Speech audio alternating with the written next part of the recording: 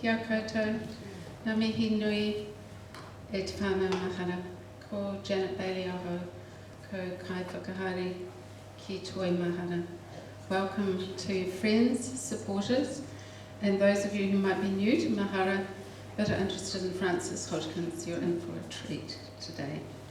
So special welcome to our guest Mary Kisler, Curator of Frances Hodgkins' European Journeys, currently showing at the Auckland Gallery in Wellington. Mary has flown down bravely this afternoon in a small plane to Kapiti.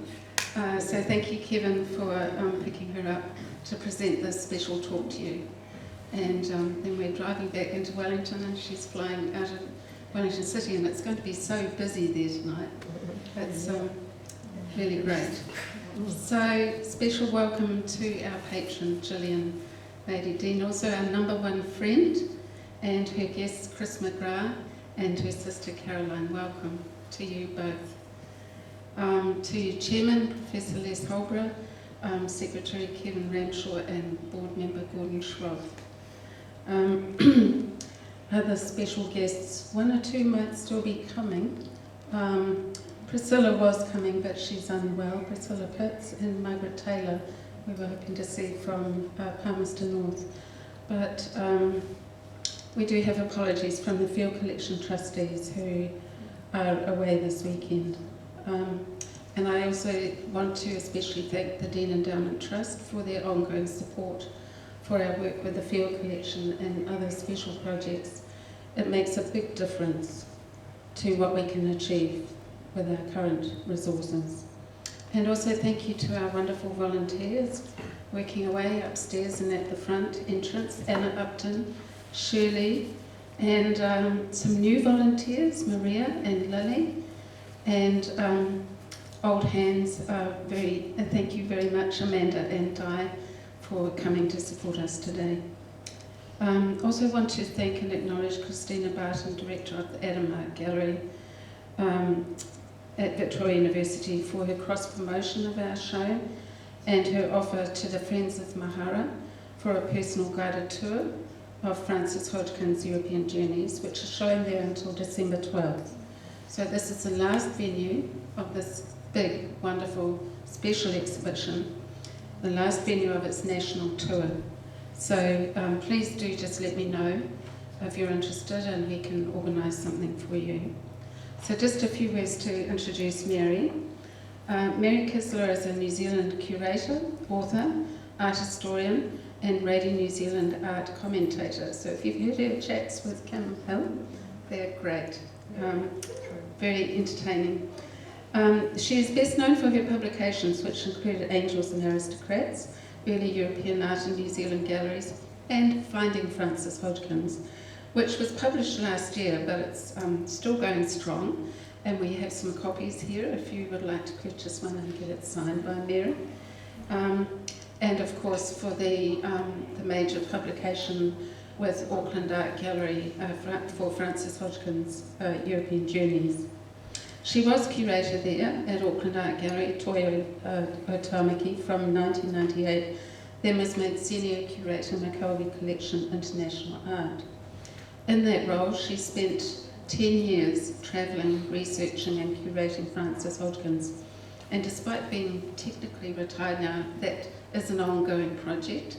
And Frances Hodgkins is a wonderful subject that one could keep travelling and researching and finding more work, as we have found. So she's prepared a special talk for you today, which may well update some of her recent findings. And what we did, knowing that Frances Hodgkins' European Journeys was coming here, albeit a little delayed after Christchurch by COVID, we mounted a small exhibition here from the Field Collection to complement that larger one. So I'm especially grateful to Mary for offering to do that for us at this important time in our redevelopment project. So just a few words about the Field Collection. Mahara has a special connection with Frances Hodgkins. You may not know that her ashes are with family in Waikana Cemetery. They were brought back after the war, after she passed away, and interred with family. And the reason that we have this connection is because her sister Isabel settled here when she married Will Field in 1893. So, if you like, the second part of her life was more connected to Kapiti and Wellington than it was to Dunedin, which is how the Field Collection has come to be built and reside and held here, fiercely cared for by the Field Collection and trustees for over 100 years. So we were proud to assist in loaning 3 works from the Field Collection to European Journeys, one of which Mary will talk about today. But in the entrance, when you leave, you will find there's a story about Field Collection trustees Simon and Kay Brown, who made their own journey last year to find a particular fountain that Francis Hodgkins had painted in Martigues in the south of France. So there's it was a special feature in the quarterly Kapiti magazine. There are some copies there, or you can just take a copy of the story. It's a wonderful story. And there's also a folder with more information about the Field Collection, which has been offered to Mahara to care for as a public collection for Kapiti in perpetuity. And that project forms the core part of the gallery redevelopment, which we have been working towards for some years. So finally, we invite you to get more involved as we prepare for this gallery to become the permanent home of the Field Collection. And thank you again for your interest and for coming today. Thank you. Welcome, Mary. Thank you very much.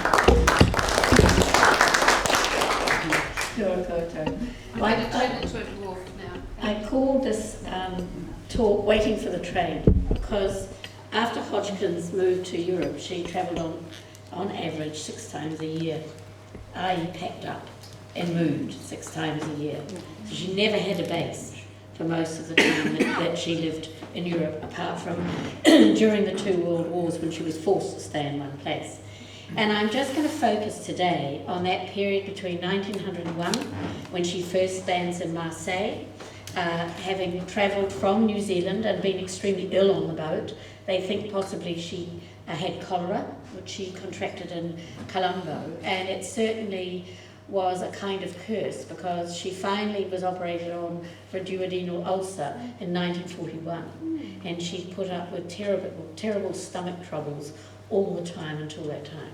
But she was determined when they got to Marseille that she was going to get off the boat, and the doctor had plied her with rum and port all the way from Colombo, which was considered highly medicinal, and she then found out at the end of the trip she had to pay for it all. Oh. So it did rather sort of cut into her funds for her first European trip. But she writes a wonderful letter to her mother, and it's the letters that she writes back to her mother and to the Field family that absolutely capture the period up until her mother died in 1926. She then stops writing quite so often, but she wrote to her mother partly to compensate for being the daughter who had fled and had basically refused to stay and look after her mother. So she always was somewhat guilty that she had done that. So what I'm going to do today is take you through that first period between 1901 and 1913-14, when she was forced to flee France because of the outbreak of World War I. And we believe this is the very first watercolour that she did in Europe, because she calls it Gateway on the Riviera. She's only on the Riviera for 2 nights. They get off the ship, they're allowed to travel up to the church of Notre Dame de la Garde. She was so exhausted by the time they got to the top that the man with her said, no, you're not allowed to go inside, so she just sat outside in the sun. But Marseille today is a wonderful, sparkly place, and an awful lot smarter than it was in 1901, when it was a working port mainly dominated by sailors. But she spends her one day there doing this watercolour, and you can see immediately that her palette changes in response to that Mediterranean light. And the letter she writes is just full of excitement, because she suddenly gets a sense of what she's going to discover, what she's going to experience. And it has to be said that she actually would have stayed in Europe if it hadn't been for war and finances. She just fell in love with it. So, Janet, if I can get you to just change to the next one. Sorry, we're going to have to do it this way. She spends most of her early part in France travelling in the north rather than the south. And that was for very good reason, because it was very easy to travel out from Paris. But also she took up with a group of students and Norman, who were studying under Norman Garston, an English artist, who came from the New Lynn School. Now, some of you may know that, down in Cornwall and New Lynn, they had a school of art that was very similar to some of the bodies working in France, particularly on this area of France. And so she met up with Norman Garston, and he basically said to her, well, I can't teach you anything, but do feel free to work alongside us. And that's precisely what happened. So in that first decade, several times she goes to meet Norman Garston and works with his students, and cleverly plucks some of them and takes them with her when she goes, because she needed to earn her keep. Thank you, Janet. Now, what I'm going to do to begin with is talk a little bit about the skills that she arrived in Europe with. And we know, of course, that she, like her sister Isabel, had been taught watercolour by her father. So she goes to England as a highly skilled technical watercolourist, but in the traditional style. And if you look at the works in the next room, you can see that there's a focus on people and a focus on landscape. But the New Zealand landscape was necessarily empty, for the most part, of houses, and she focused on the landforms instead, particularly on the Otago Peninsula, but also when they had holidays in this region. What happens when she first goes to France is she changes her attention, because if you look at this is the street that she paints. It doesn't look exactly the same now, it's a slightly different position, but this is the street that she paints in Codebeg. And she uses the vanishing point of the street to lead our eye into the distance, but she also focuses on textures and colours. So you've got the cobbles depicted, you can see the architectural features, the age of the houses on either side, you can see the, I don't know what you call that, you don't use a still to make cider, but they're obviously boiling it up on the side there. But she also introduces the woman who is walking away from the scene, coming towards us. So our eye is drawn immediately to that figure. And you can see the way the woman is standing. The bucket she's carrying is full. She's obviously come away with cider rather than delivering apples. She's tilted slightly. But there's very much a focus on lots and lots of tiny detail, and it's the sort of watercolour that you can go back to again and again, and each time you're going to notice something different. Thank you. She goes to Dinan in 1902, and I found a photograph. I could only show it in small detail because it's such a poor JPEG that if I enlarged it, it goes fuzzy. And the market in Dinan has now been covered over. But you can see that what she does now is she comes in closer, and you've got this wonderful sort of conversation of people. She's doing much larger group scenes where she does some figures in more detail, and those are the ones that sort of catch our eye. But when you look closely, you can see the man in the far background with a hat on looking down, this woman in traditional costume with her white cap with the two sort of tails on it. But it's this little group here that I think is fascinating. You've got the woman leaning over on one side as if she's looking out through between those figures at us. You've got this woman here who's obviously, as you do in a good market in Europe, you bargain, and she's bargaining for her piece of meat. You've got the focus on fabric, and that sort of tartany patterned fabric Hodgkins uses again and again over the next 8 or so years. And you've got the man with a boater who's selling the meat, doing the bargaining. But she introduces a figure here that is used again and again. She realises the beauty of a figure from behind. And of course, what the figure does is it leads us into the scene. So she's got this lovely little plait. She loved children, and you can see that in the work, the mother and child work next door. But you've also got the way in which the child's foot is raised. We feel her walking into the scene, and it's that figure that leads us in. So what she's doing already is she's looking at what other Impressionists and other artists are doing in Europe, and she's learning those skills, which is a real jump forward from the sort of individual studies that she'd done in New Zealand before she left. Thank you. In 1902, she also goes down with Dorothy Kate Richmond, and they do a tour along the part of the French Riviera, and they cross the border and go down the Italian Riviera. And so it was, you know, of course, one of the things I had to do was to go to many of the places that she worked in, and it was really hard. You know, it was very difficult. But, you know, I felt I had to go there. But one of the things that I found absolutely fascinating was how online these days, if you put in a date, you can find early postcards and photographs of those locations. So, you know, and many of those locations, as with Marseille, weren't quite as glamorous in 1902 as they are today. But in fact, from the water, many places on the Riviera look exactly the same.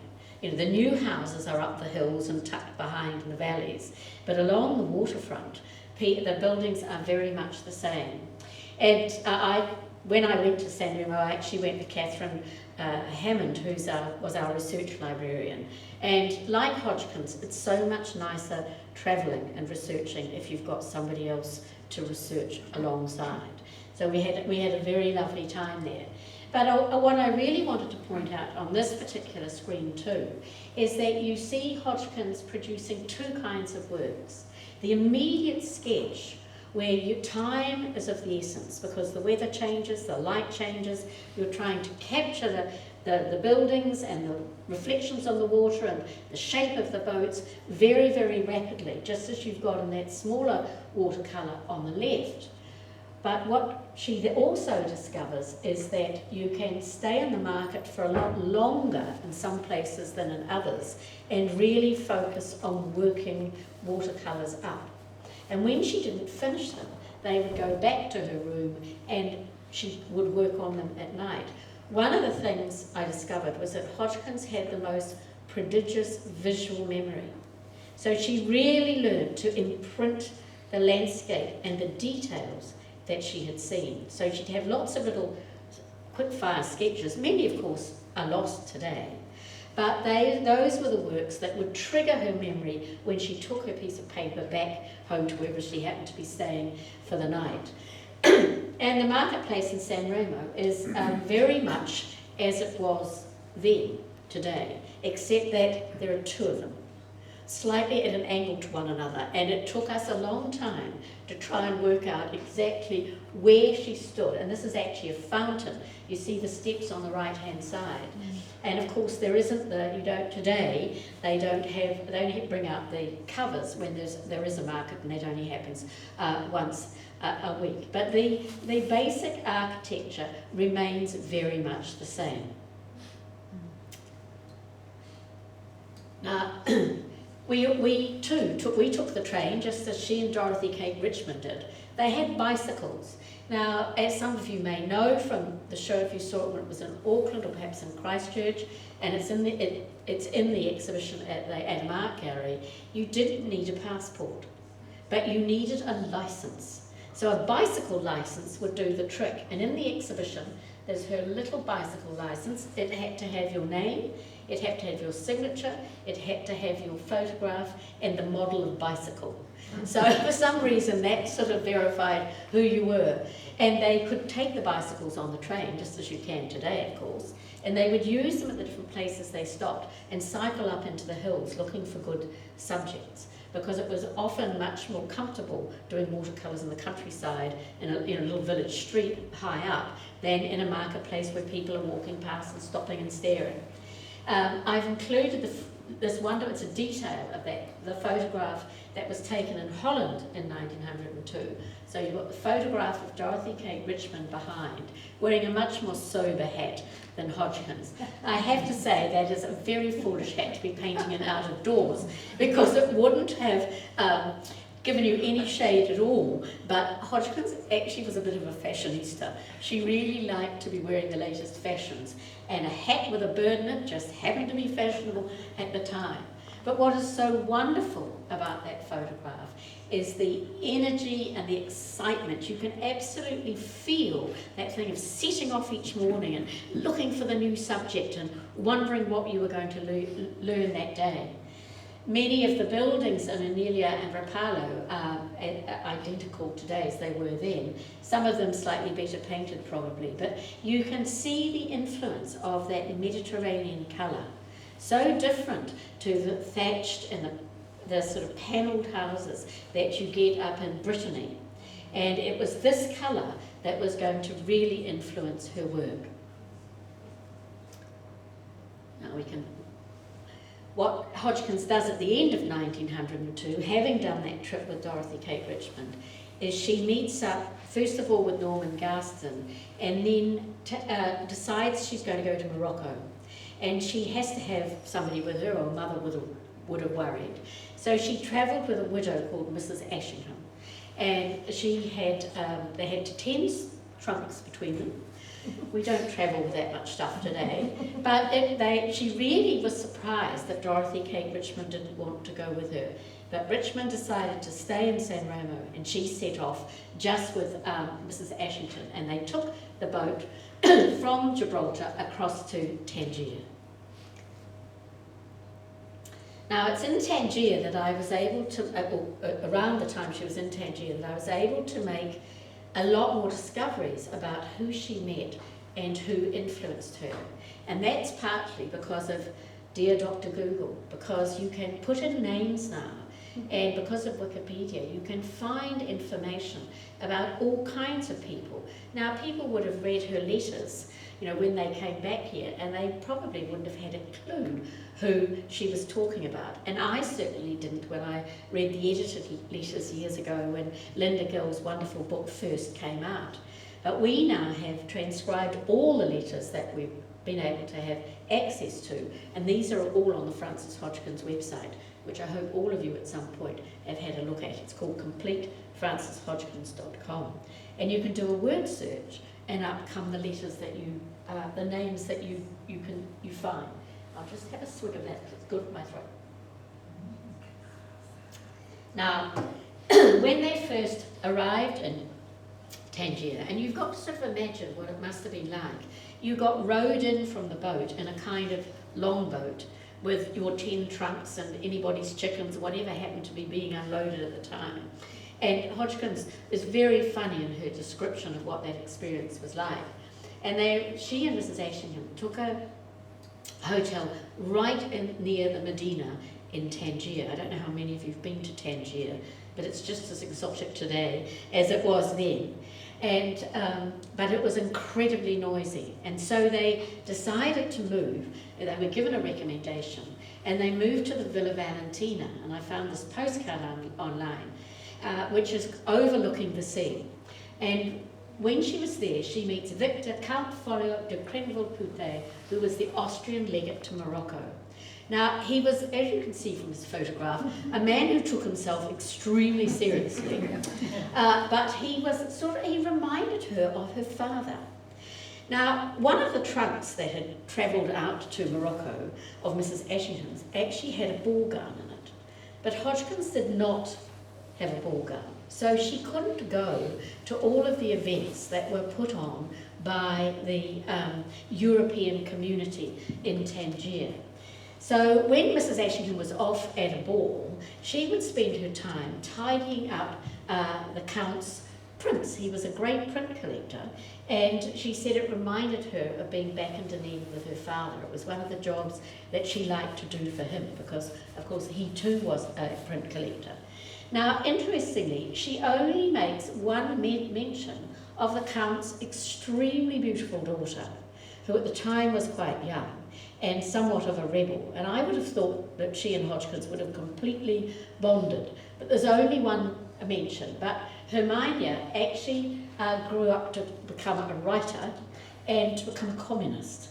So her family basically wrote her off, and she was given the nickname the Red Countess. But she used to go out with an Arab groom, and she would ride Arab horses up and down the beach and disappear into the desert.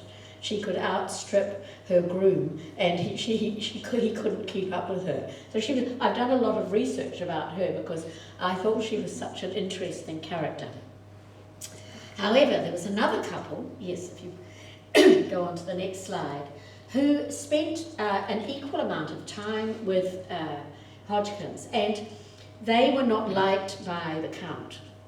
But Ian Perdicaris was a Greek who had lived in America, and he was a very amiable man. He painted himself, so you can understand why Hodgkins would have enjoyed talking to him. I'm not entirely sure that his wife Ellen, who had been married before, terrible scandal, that she would have liked the portrait that he did of her. It perhaps wasn't the best flattering thing, but they were very kind, and they realised that Hodgkins was being left out.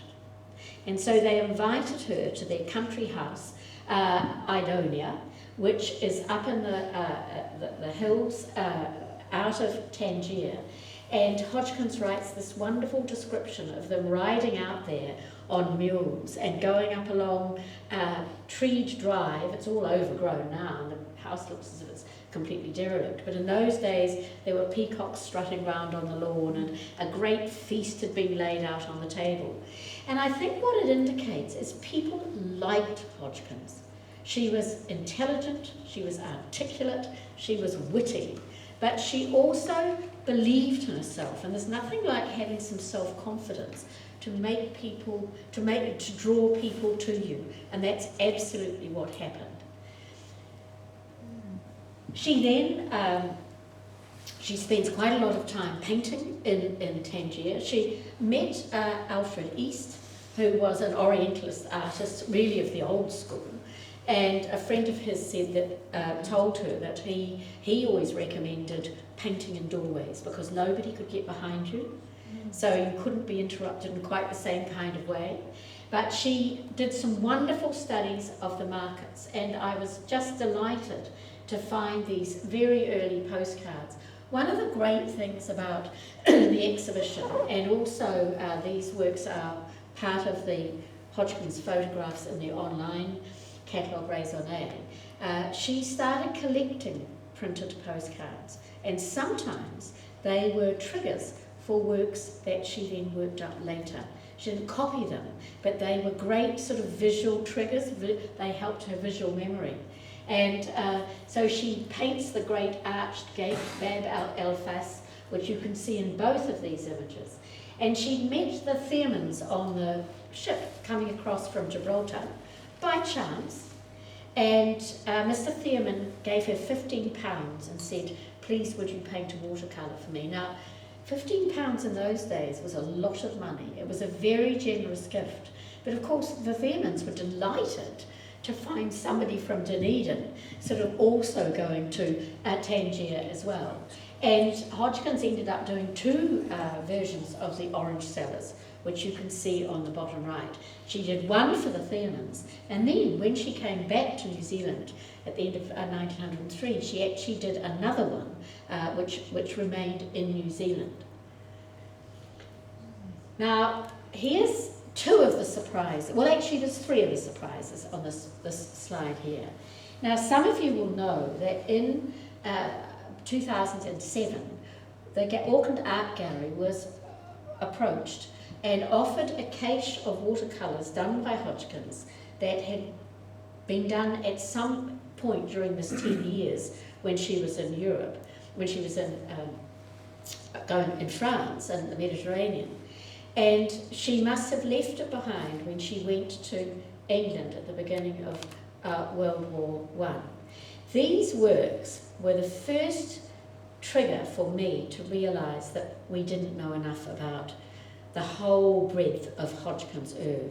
But they also, very importantly, showed us much greater detail how she developed in that first decade.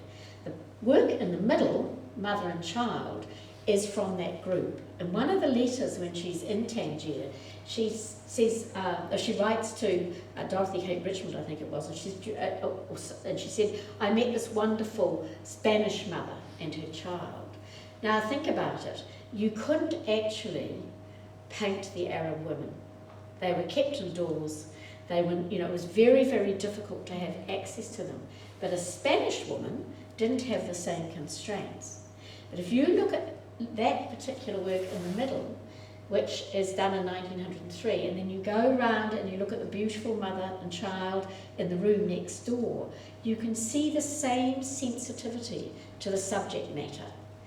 What you also see is her developing a completely different palette again, and it is the influence of the colours that she sees in Morocco. Now, I did a tour a couple of years ago for the Decorative and Fine Arts Society, and when I got to Nelson and given my tour, this woman came up afterwards and she said, oh, I've got a work by Hodgkins. She said, well, actually, I've got two. It's in the boot of the car. Would you like to come and have a look?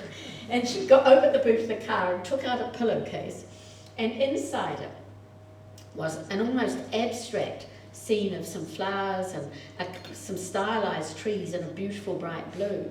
And on the back of it was this very sensitive, tiny sketch of a Moroccan boy. And when I looked at that, I thought, she's absolutely learned to capture the vulnerability in people's faces, particularly when they are at rest, because when somebody's drawing you, you're not meant to move. And so it's often a quite self-reflective moment. Now, this little work is only about that big, but I can blow it up large for you on the screen. But it's an incredibly sensitive work, but also it shows her experimenting with poses that you don't see in her more formal works.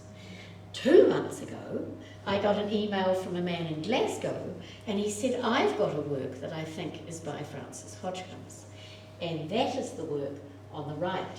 Now, there's something missing from this work in that she hasn't finished the second crossbar of her monogram, but I'm absolutely certain that the watercolour is by Frances Hodgkins. So, and it was exhibited once. There was a work exhibited called Head of a Moor, and of course the Africans, the Arabs were often called Moors. So we have a new Frances Hodgkins, newly discovered, but again, it's got that sort of very, very sensitive observation of the individual that she's looking at. Thank you, Janet. But the real, very important discovery that Hodgkins makes is when she moves from Tangier to Tetuan. And I'm just going to read you a little bit that she writes in a letter. Now, that postcard on the left is a postcard she sends to her mother. And it's of the Fondak, where they stopped overnight before moving on to Tetuan. And she writes, while the men were cooking our dinner, we performed our ablutions on the roof, not being any elders about. The impropriety didn't seem so great. And then, having scraped off some of the dust, we sat huddled up in rugs and waited for the full moon to rise over Africa. Up she came, a ball of gold, and lit up the deep, mysterious, windswept gorge at our feet and the vastness and loneliness beyond. The yard below was full of cattle and mules, all keeping a cheerful sort of munching hoofy sound, which never ceased all night. A brown ghost came out of the attic door and clapped hands, and in 2 minutes we were sitting Moorish fashion round a brown earthenware pot, smelling as no pot has ever smelt before or can again. There was some prayer for the tender little chicken that had travelled alive with us all day, then our better feelings were smothered, and we fished voraciously for drumsticks and wings with our own forks and sopped up the gravy in a way you would particularly dislike. She's a wonderful letter writer. She paints pictures and words as well as with paint. But what this postcard also points out is the discovery that she makes in Morocco that changes the course of her painting career.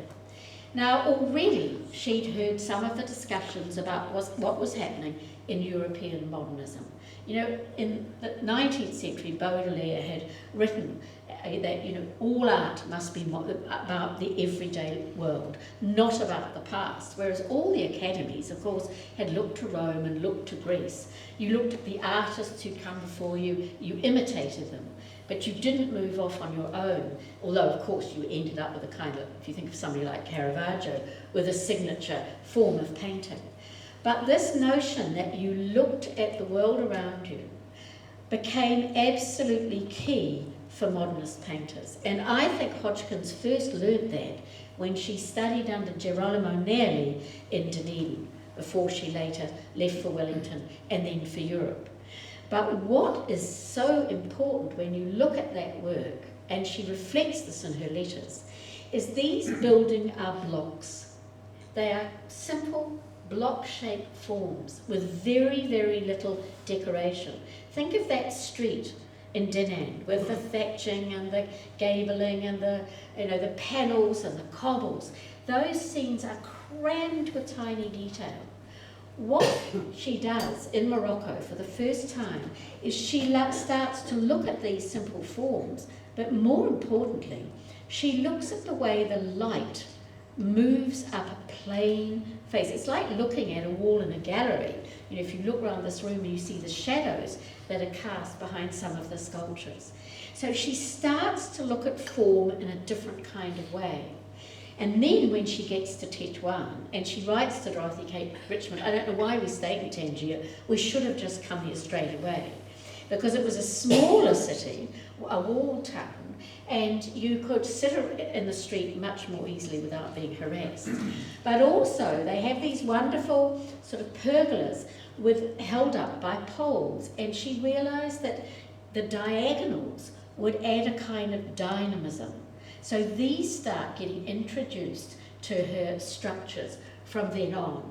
But she also sees the importance of that slightly angled pole, the effect that pole has on the figure.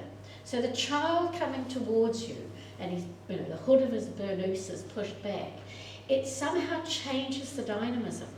And when she comes back to Wellington, at the end of that year, she does a series of Moroccan works where she still keeps working on those poles. But in one of them, if you look online you might find it, she forgets to put the boy's hand in. She's doing it, in a sense, a kind of copy of the work. And of course Tetuan is famous even today for the dyer's market. And you know, you've got a pot of dye here, but in fact many of the vats are actually in the ground. And it's a remarkable place to visit if you ever get the opportunity. And here you see a view of the city wall in Tetuan, and you can see the sort of structures that are around, all of the people wearing burnouses. And in fact, I have included, if you look at the work on the left, you can see that little boy in the burnous, his hand's missing.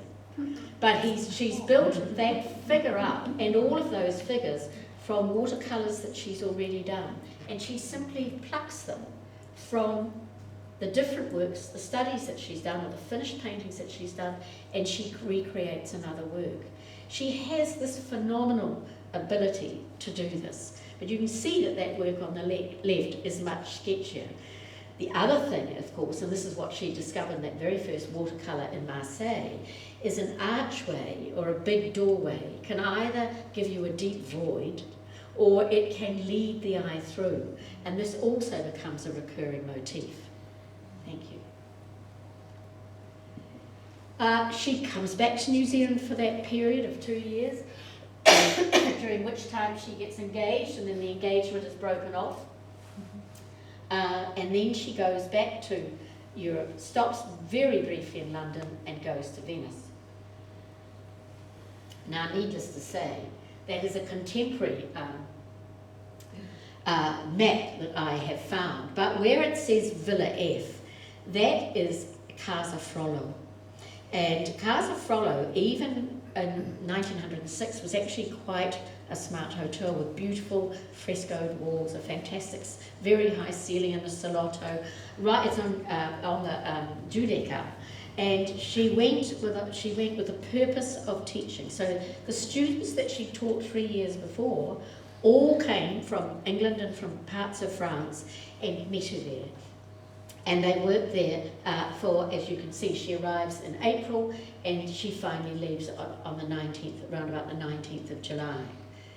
However, as well as working, and she does watercolours herself that are what you'd call, this is the first exhibition watercolour. She'd done others. This is the first that I've included in this talk. She starts, and you get to say, this is even slightly bigger than the mother and child round the corner. And that work that I showed you from that folio in Paris is of a large scale as well. So she's doing small works that are rapid, and then she's working them up into highly finished watercolours. I have been up and down the Grand Canal paying an awful lot of money, going backwards and forwards, trying to find that damn doorway. And do you think I can? One of the gondoliers told me that the families who own the palazzos, they all paint their poles in a particular colour, but there are at least 4 gateways that are almost but not quite, and they've got blue and white stripes. So in the end, I was forced to accept defeat.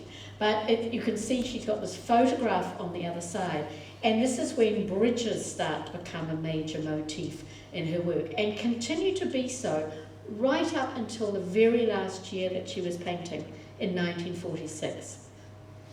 Thank you.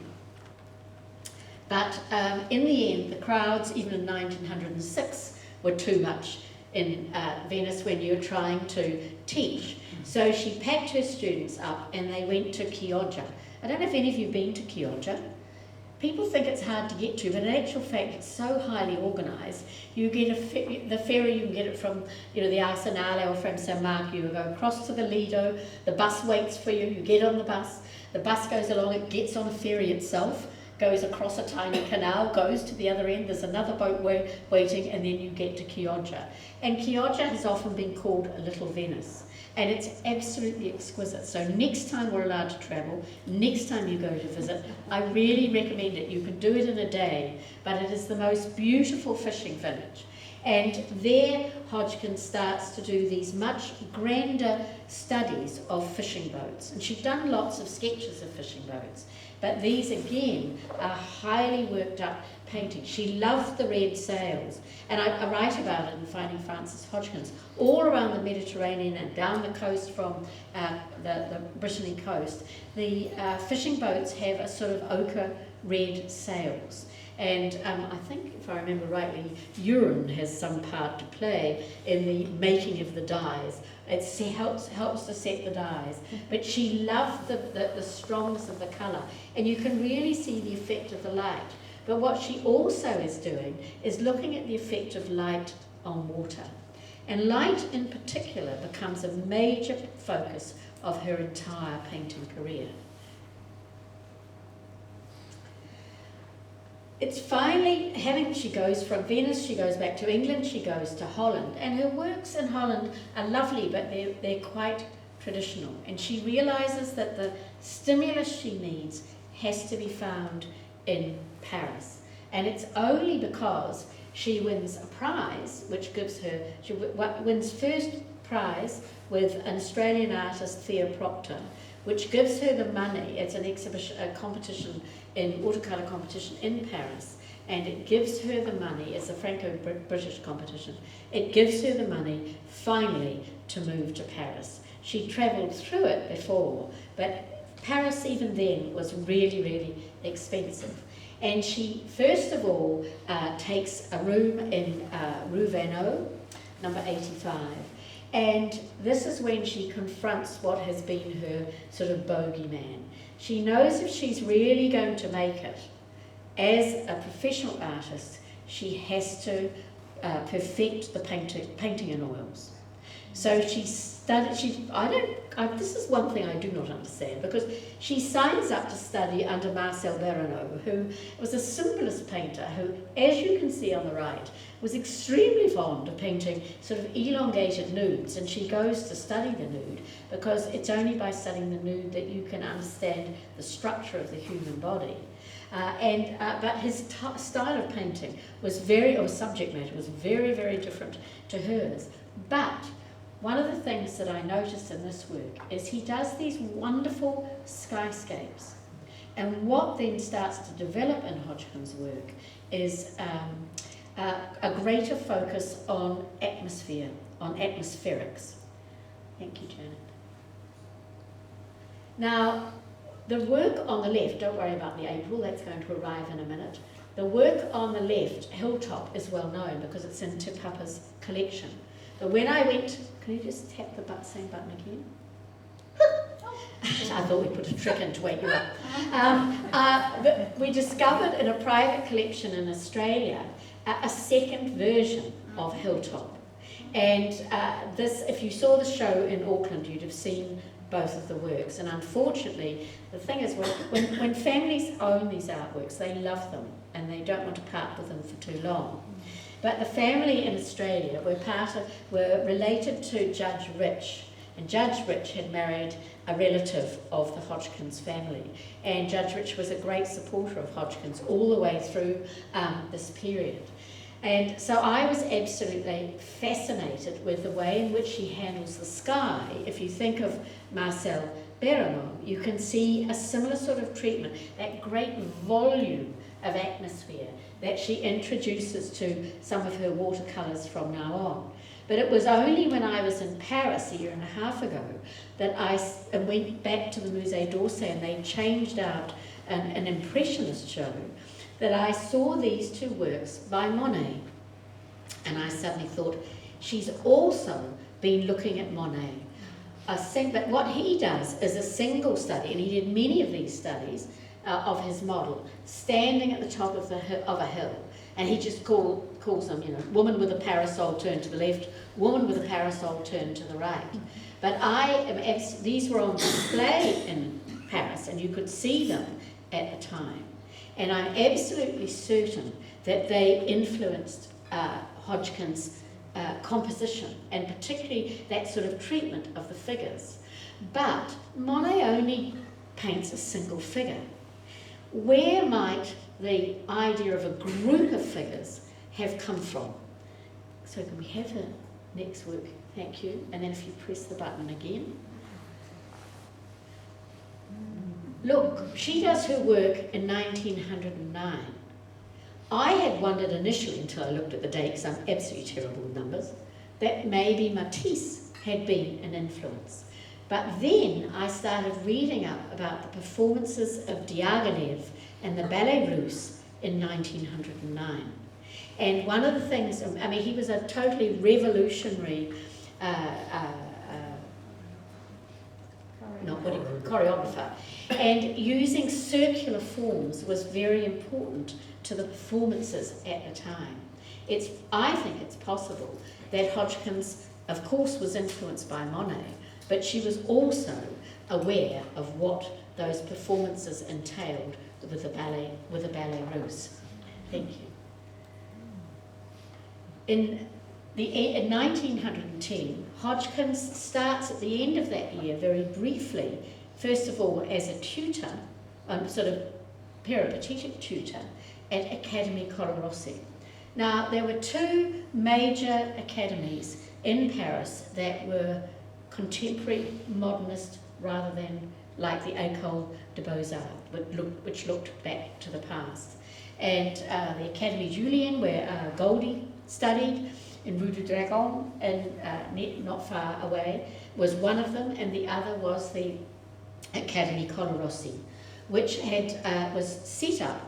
Oh, you dropped something off the I've trimmed that and dropped the rest of the word because it's actually 10 Rue de la Grande Chaumière. And Hodgkins, and the great thing about both of those studios was that they allowed women to study the nude. And I found this wonderful photograph of the women's class. During the day, the classes were separated by gender. And the girls didn't have to pay as much as the boys, which was good. But in the evening, you could all go and you could observe a sort of demonstration of painting from the nude, both sexes. But Hodgkins attracted quite a few students, and at the beginning of 1910, so only a month later, she became the very first watercolour teacher in an academy in Paris, which was at Colarossi.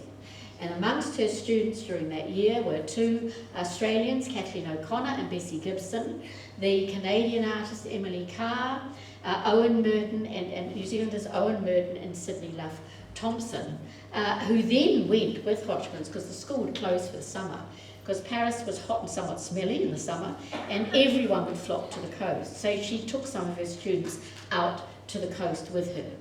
Thank you. But 2 years ago, with Catherine Hammond in tow, there she is on the right, we went to visit the academy. Now, Academy Colarossi closed in the 30s, and unfortunately, Madame Colarossi had felt that Monsieur Colarossi had far too fond a relationship with some of the students, so she burnt the entire archive in revenge. So there's no record, and Academy Colarossi has been subsumed into Académie de la Grande Chaumière. But we had met this wonderful French woman, Blondine Massiette Dubiest, and she works part of the year in Auckland, and she said, I will meet you in Paris. Now, trying to get into places in Paris, into the archives, into the libraries, it's like breaking into Fort Knox.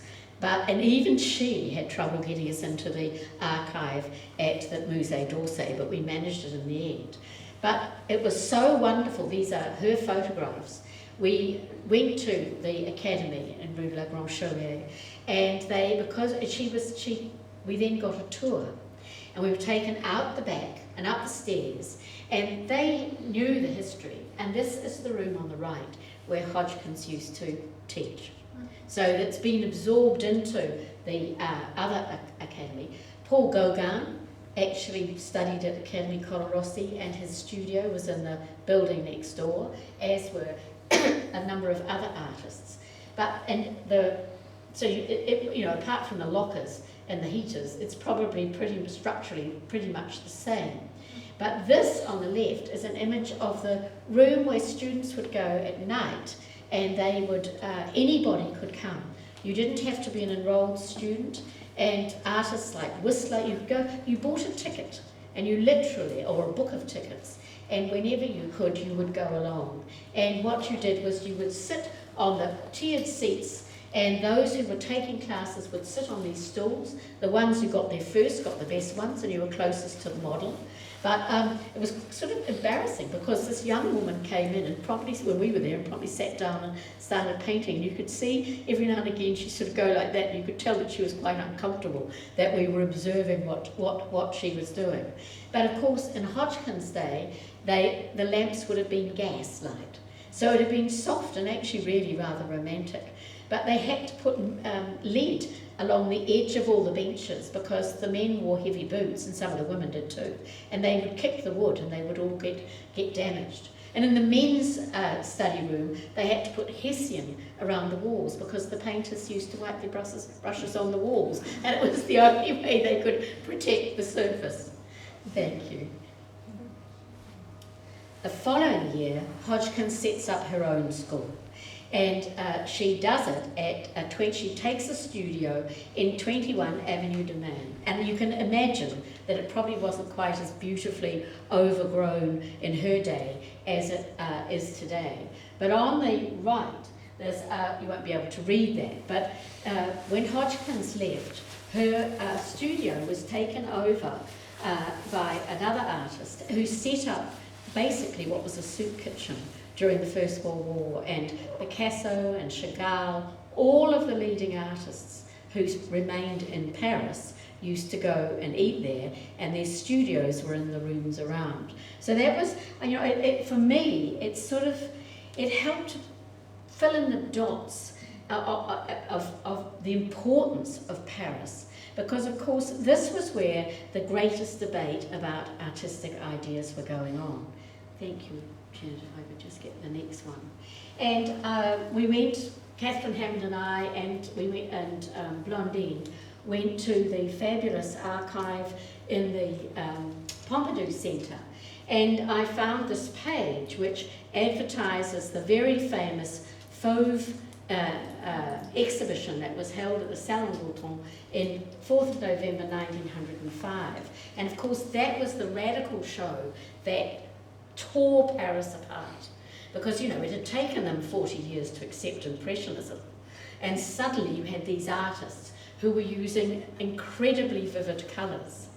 And I was fascinated to note Matisse's painting Woman with a Hat is printed in the magazine on the left, but of course in black and white you can see nothing. And you've got to think about the artists in New Zealand, because when these sorts of journals were sent back, even up until the 30s, often they were in black and white. So how did artists here, unless they could look at real paintings, the sort of paintings that Hodgkins was sending back here, how could they learn fully unless they could travel over there? Because a black and white painting, illustration doesn't do it. But note the hat. Don't tell me Hodgkins didn't get some ideas from that sort of hat. But the other really important thing was that there were a huge number of sort of revolutionary studios and little galleries, tiny galleries like the dealer galleries we have today, where you could, dealers would buy up hordes of paintings that they didn't sell. Picasso didn't sell, Matisse didn't sell, Gauguin didn't sell, none of them sold. It was only in later life that they became the big names that we know them as. And she would tell her students, and I'll just read you a little quote, because she says, where am I? This is a lovely letter that she wrote, that Cora Wilden described. She describes taking lessons from Hodgkins in 1912, and this is much later that she recollects this in 1961. She said, "I remember my first lesson. She pounced upon my paint box and said, 'Look, you've only got red and yellow and blue, and you should change those colours and have bright viridian.'" She was very keen about viridian, that very deep luminescent sort of green. "And more chromes too, brighter colours. She didn't like the French blue and yellow ochre. She thought those earth colours were dead and liked the brighter colours. I remember the way she seized a paintbrush, put a tremendous lot of paint on it. It was watercolour she was working with, and a great big swirl right from the shoulder to create the line." She said she was very keen on line. And when you look at Hodgkins' watercolours on line, that's exactly what you see. Sometimes, particularly with the sketches that we found in Paris, she only paints half the picture, but across the bottom there's this great swirl. And she says, "I remember she gave me very good advice when I arrived in Paris. She said, 'Yes, it's good to study the old masters. You should go to the Louvre, always on Sundays, or the Luxembourg. They're always open. But you ought to go and very seriously study the modern people.' There are about 20 private galleries in Paris on the other side of the river, in the Latin Quarter. And that's where Hodgkins was living, and where the centre of the art students were. And she said, 'It's the modern people, that we live in modern times. We've got to express modern times.' And that is why she broke away from the Impressionists completely." Now that's the only written record I've come across that marks that turning point, because, for the first 8 years of the time that she was in Europe, she was painting very much in an Impressionist style. Now, if we just go on to the next screen, the last screen, she leaves Impressionism behind, and she picks up the brilliant hues of the Fauves.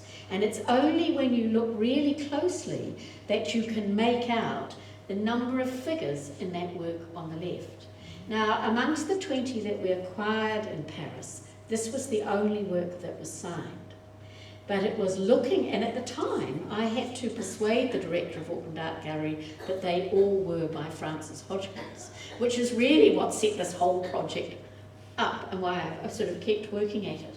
But she's abstracting to a tiny degree the figures that she's using. She's not focusing so much on detail. But there's a woman on the left who's sitting, bending over a table. Perhaps she's sewing, perhaps she's reading. Possibly there's a child sitting at this swirl that depicts the table in the front. And you've got the two women sitting at the piano, viewed from behind, taking us all way back to that watercolour that we saw in Dinan at the very beginning of my talk. But the other thing that happens in 1912, and we know this because when she came back to New Zealand in 1913 to the beginning, end of 1912 and 1913, with no intention of staying, but having highly successful exhibitions in Sydney, in Melbourne, in Adelaide, in Dunedin, and a small show in Wellington. She is interviewed both in Sydney and in Dunedin, and she talks about the next movement in art. Before she left Paris, she went to the Futurist Symposium. Now, if people thought the Fauves were radical, believe me, the Futurists knocked them out of the water. And she tells this incredibly funny story that I'll finish with. I'll just read it to you. So she goes along to the Gallery Bernheim Jeune in January 1912, and she described the founder of the movement, an Italian, Filippo Tommaso Marinetti, as a short, thick-set man looking more like an irascible cavalry officer than a poet. He was fiery and combative, and his first words were like a flame in a factory audience, with the audience as soot.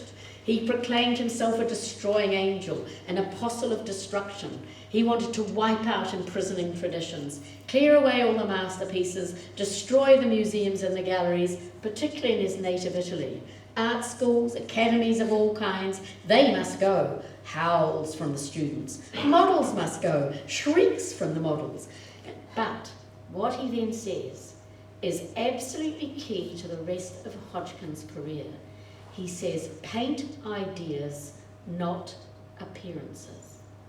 When you paint a horse running, what matter its legs? You wish to paint the speed. 4 legs, 24 legs, no matter if the horse runs. Marinetti had then declared that all art would eventually become abstract and that artists would paint with light, or would create art with light. And she said something Hodgkins told the journalist she could never embrace entirely. She said it didn't seem all foolish at the time. Marinetti and his audience were so much in earnest, and the excitement and the uproar. Well, that's Paris. Whether it agrees or not, it wants to hear, to learn, to discuss. It's receptive. However combative, it gives everyone a chance. London doesn't give novelty a chance. It presents a cold wall of indifference. And then years after, you see the light struggling through the chinks. And I think that is a key. It was a turning point for Hodgkins' career. And of course, she sent works back that were more traditional. In many of her exhibitions in Europe, they, for quite some time, her works were more traditional. But she was going to compete with what all the other artists were doing. And that's precisely what she did. So we'll finish there.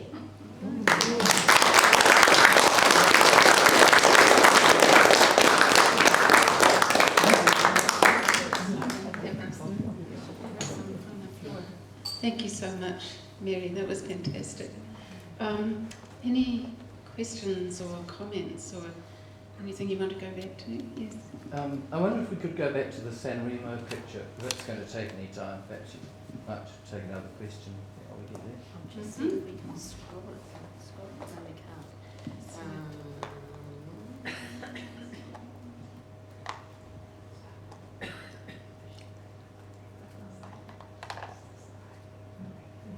That would, I think, just past.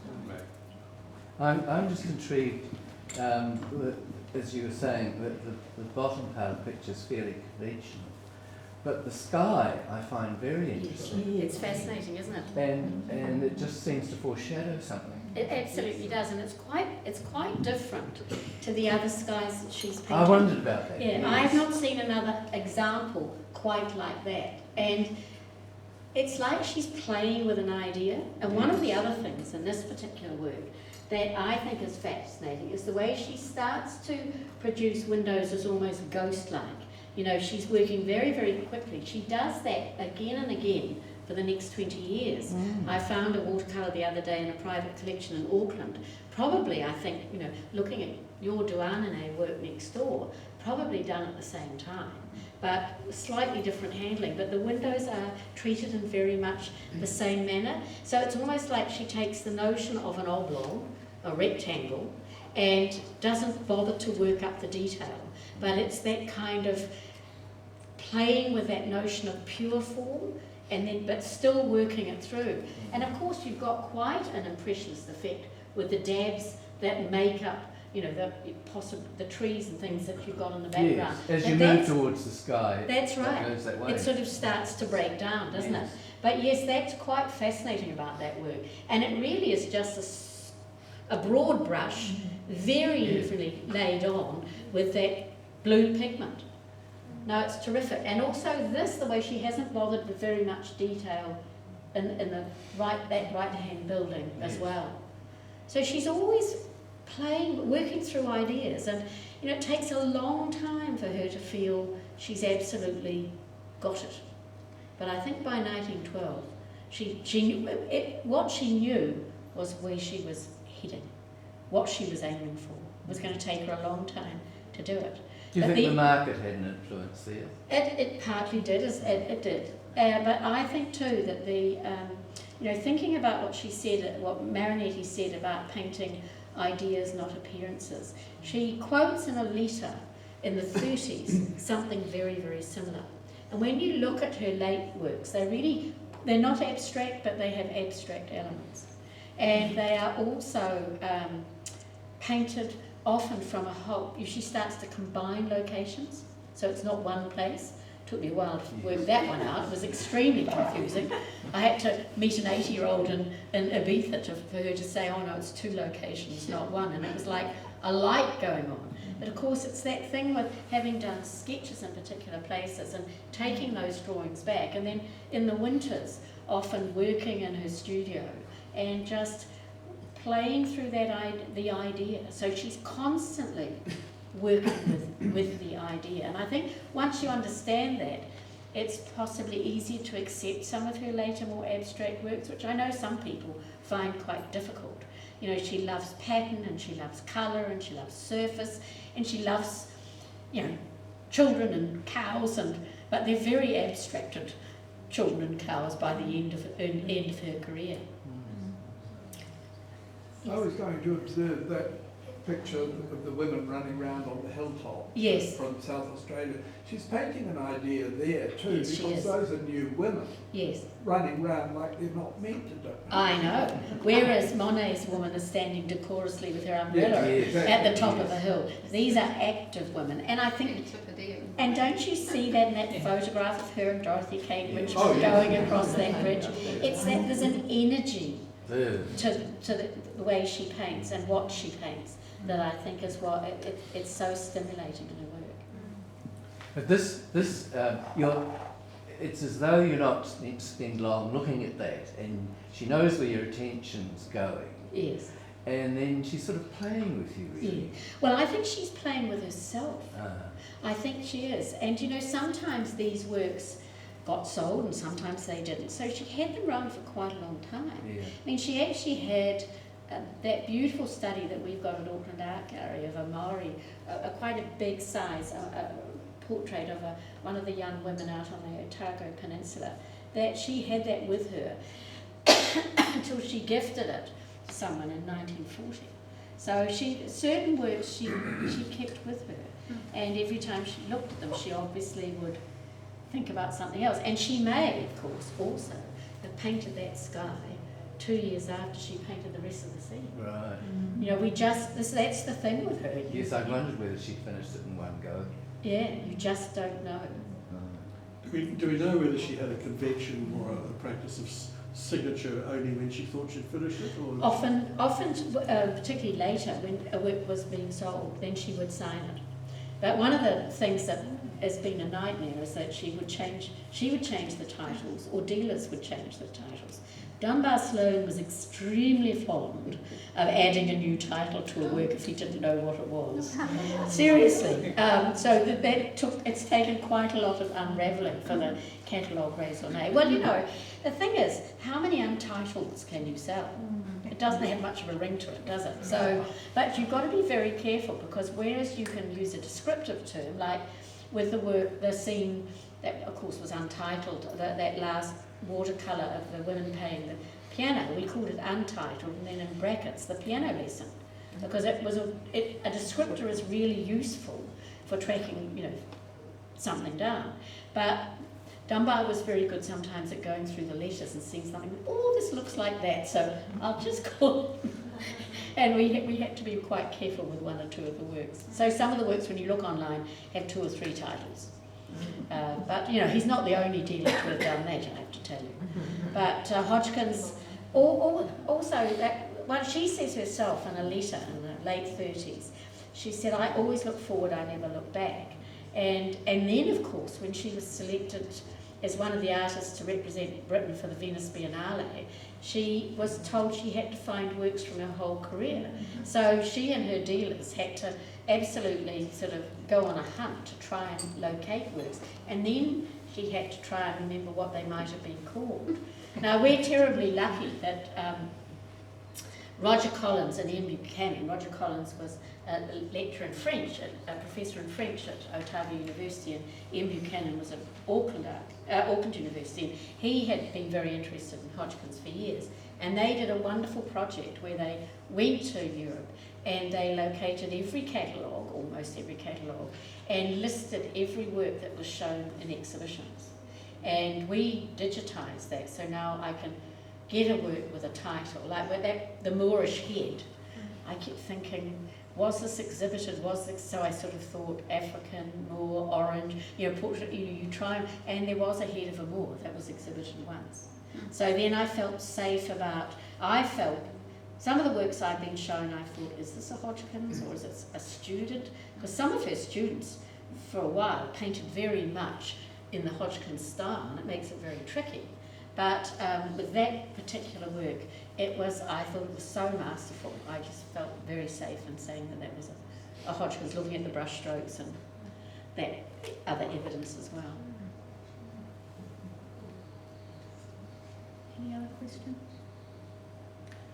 So the dye yards, or the Yes. dyer's courtyard, that's in the field Yes. section. Yes. And it reminds me of the letter that she wrote home when she first got there was it to Dorothy?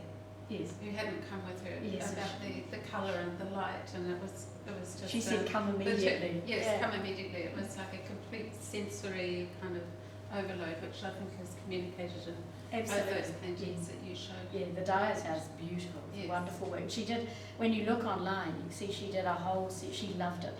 She did a really large number of works. And she'd also managed, I mean, you know, I said before she couldn't paint the Arab women, but she could paint the Jewish women in Morocco, in Tangier, and she was able to meet them and paint them in their traditional costume. But there's sketches that I've never found are fully worked up. Okay, what you call it? Yeah, they're not sort of finished works, they're more studies, aren't they? Yeah. Yes. The 2 pictures with the boats with the red sails. Yes. Are they roughly the same size? Yes, they are. They are. Yeah. Because the one on the left is much freer stylistically Yeah. than the one on the right. You hardly think they were by the same person. I know, it's fascinating, but again, one's probably a worked up exhibition. She does it for an exhibition, so she spends On more the time. right. The one on the right, was on the left. Well, the other's the more interesting work. Well, because it's looser. Yeah. And that was what we found with the works that we got from Paris as well, that they were so loose. I suddenly had a whole new idea about her mode of working. The other thing we discovered, that work of the mother and child, there's pinpricks all the way around the paper, and the same on a number of the works that we got from that collection. So, and you imagine painting out of doors in the wind. you pin your paper down. So, you know, it's another sort of piece in the jigsaw, really.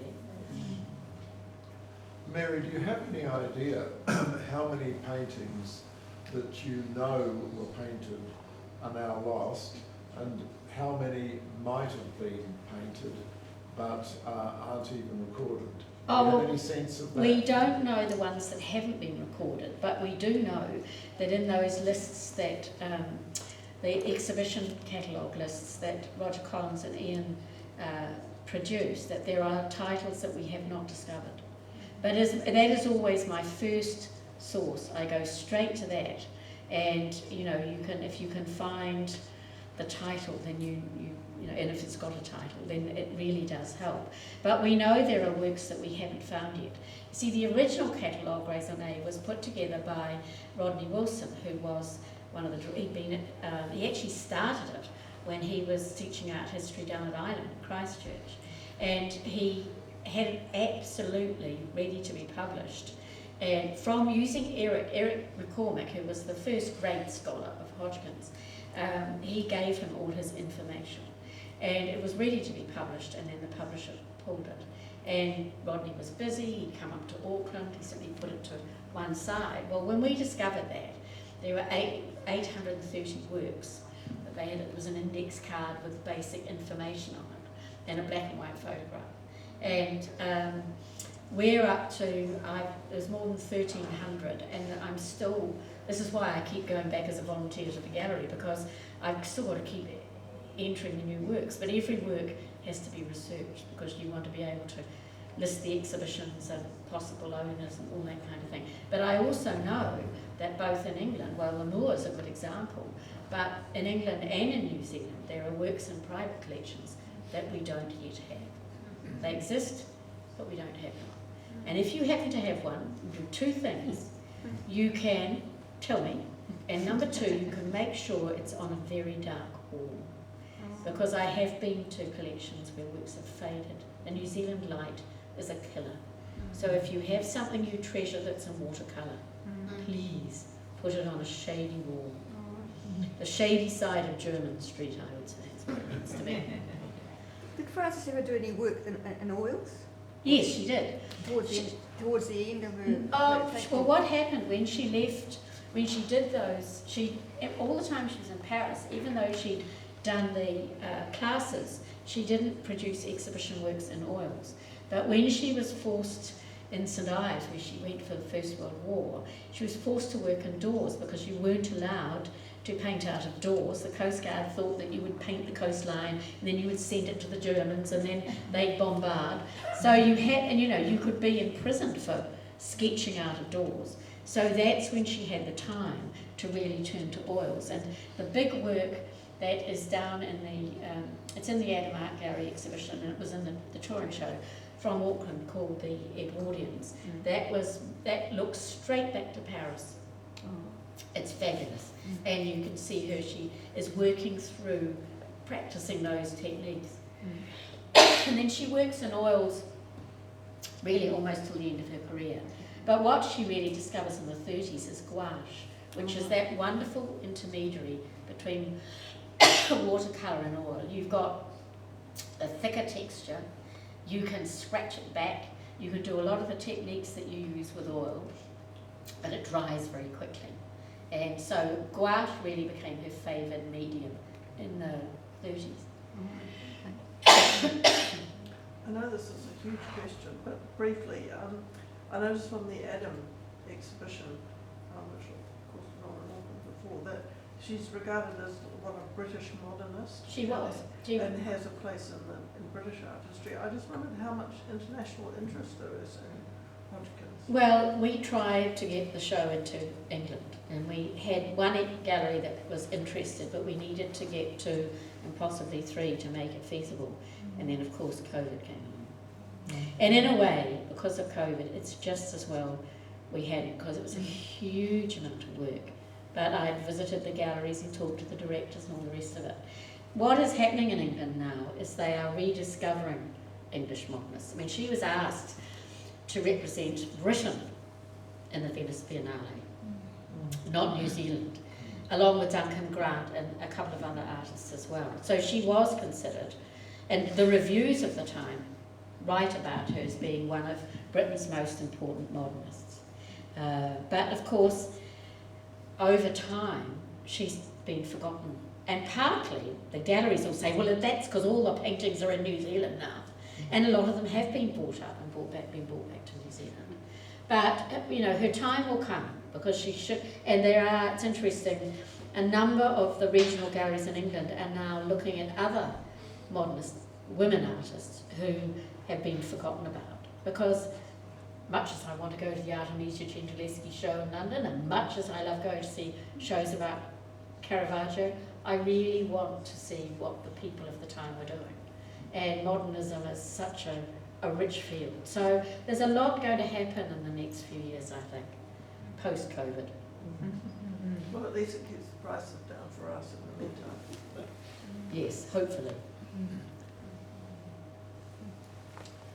Well, this is oil, 1916, Summer Joys, and the Field Collection. Just a little message of thanks for Fabulous you, work. Mary, along with a few other treasures which I hope you'll enjoy. Oh, thank you very much And thank indeed. you, That's thank very, you so much. well, it's always a pleasure to come down. Well, it was a special treat for us, and especially that we're still sort of just coming out of COVID, even more of a miracle that we've managed to get another show on the wall, and that this wonderful show is at the Adam Gallery, so please make sure that you go and visit It's it. compulsory, I'm sorry. Yeah, And it's fantastic. and that finishes in December sometime. Yes. December 12th. Okay. Yeah, and you can come to us and we'll help you arrange a special tour with Tina Barton, the director. Yes. But the lovely thing is, you don't have to pay, so whenever you're in Wellington, you can go as often as you like. Are there many pictures that were in Auckland that aren't in Wellington? There are some that aren't in Wellington, but there are some in Wellington that weren't in Auckland. Okay. So because it, you know, we couldn't borrow, if watercolours in particular, you can't tour them for too long without them being too exposed. So, and Christchurch had to take back their oils because they're owned by the British Council, and the British Council wants them back. So we had to refigure the show, but the main core of it is there. But the really exciting thing is, for me anyway, the new works that we've been able to put in it, because it just sort of extends the conversation in different directions.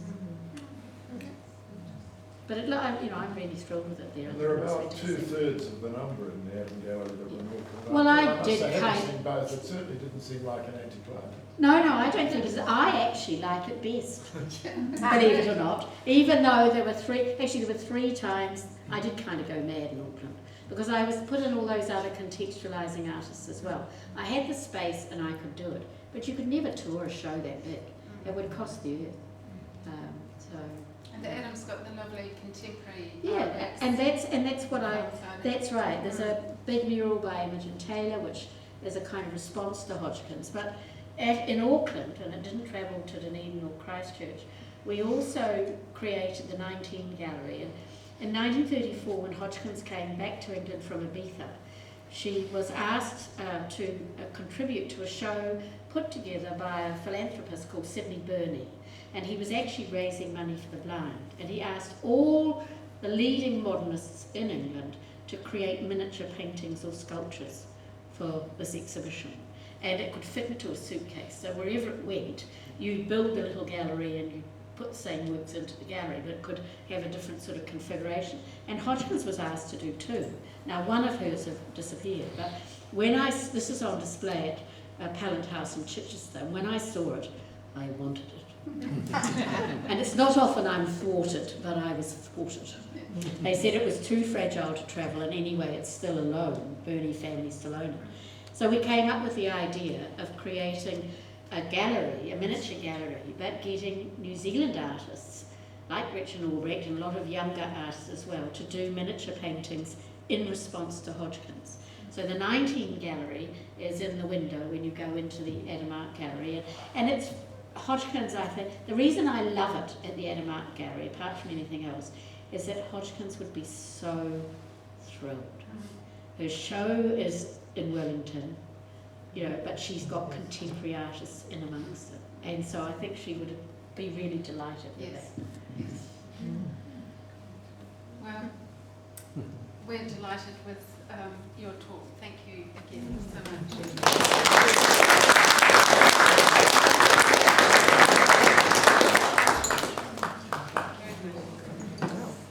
So there is opportunity to speak to Mary. There's her books.